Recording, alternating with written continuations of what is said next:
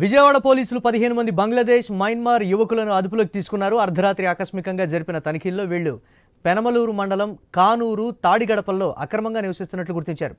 ఇందులో 7 యువకులు కొద్ది రోజుల క్రితమే హైదరాబాద్ నుంచి ఇక్కడికి వచ్చినట్లుగా పోలీసులు గుర్తించారు. అరెస్టు చేసిన వీరిని స్వదేశాలకు పంపేందుకు ఏర్పాట్లు చేస్తున్నారు. ఇండియా ధర్మశాల కాదని, వివిధ దేశాల నుంచి వచ్చే శరణార్థులందరికీ ఆతిథ్యం ఇవ్వడం కుదరదని సుప్రీంకోర్టు ఇటీవల వ్యాఖ్యానించిన తరుణంలో విజయవాడ పోలీసులు పెద్ద ఎత్తున విదేశీయులను గుర్తించడం ప్రాధాన్యతను సంతరించుకుంది.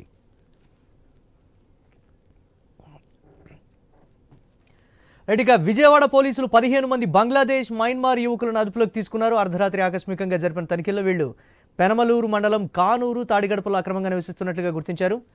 వీరిని స్వదేశానికి పంపేటువంటి ఏర్పాట్లయితే చేస్తున్నారు అధికారులు. దీనిపై మరిన్ని అప్డేట్స్ మా కరెస్పాండెంట్ కాంతి అందిస్తారు. ఎస్ కాంతి. 15 మంది బంగ్లాదేశ్ అలాగే మయన్మార్ యువకులను అదుపులోకి తీసుకున్నారు. అయితే వీరంతా కూడా పెనమలూరు మండలం కానూరు తాడిగడపల్లో నివాసం ఉంటున్నట్లుగా గుర్తించారు పోలీసులు.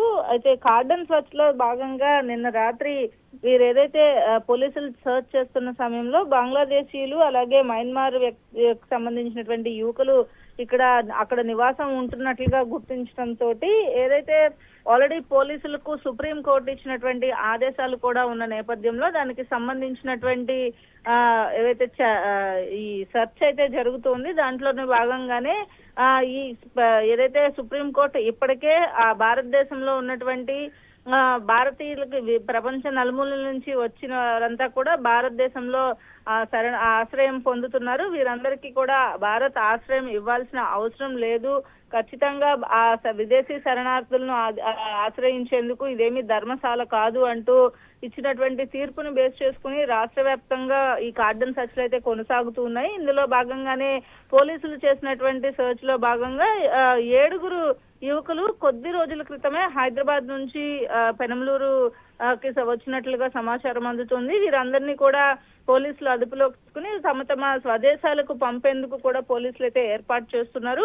విదేశాలకు సంబంధించినటువంటి వారు ఎవరైనా ఇక్కడ ఉన్నట్లయితే వారందరినీ కూడా స్వదేశాలకు పంపేందుకు పోలీసులు అయితే తమ సెర్చ్ లో భాగంగా దొరికిన వారిని దొరికినట్లుగా అదుపులోకి తీసుకుని కొంత విచారణ చేసిన తర్వాత వారు అసలు ఇక్కడికి ఎందుకు వచ్చారు, అలాగే ఇక్కడ ఏ పనుల నిమిత్తం ఇక్కడ ఉంటున్నారు, ఎన్ని రోజులుగా ఇక్కడ నివసిస్తున్నారు అనే అంశాలకు సంబంధించినటువంటి విచారణ చేసిన తర్వాత వారందరినీ కూడా వారి స్వదేశాలకు పంపించేందుకు ఏర్పాట్లు చేస్తున్నారు. ఒకవేళ ఏదైనా అనుమానాస్పద స్థితిలో ఉన్నట్లయితే కనుక వారందరినీ కూడా కొంత విచారణ చేసిన తర్వాతనే పంపించే ఏర్పాట్లు అయితే చేపడుతున్నారు. ప్రస్తుతం అయితే వారందరూ కూడా పోలీసుల అదుపులో ఉన్నారు. వీరందరినీ కూడా టాస్క్ ఫోర్స్ పోలీస్ స్టేషన్ కి తీసుకువచ్చినటువంటి అధికారులు వీరందరి నుంచి కూడా వివరాలు సేకరిస్తూ ఉన్నారు. అలాగే వారు చేసినటువంటి పని ఇప్పటి వరకు విజయవాడ పరిసర ప్రాంతాల్లో ఆంధ్రప్రదేశ్ తో పాటు హైదరాబాద్ లో వీరే వృత్తులు చేస్తూ జీవించారు అనే అంశాలకు సంబంధించినటువంటి విచారణ అయితే కొనసాగుతుంది. మురళి.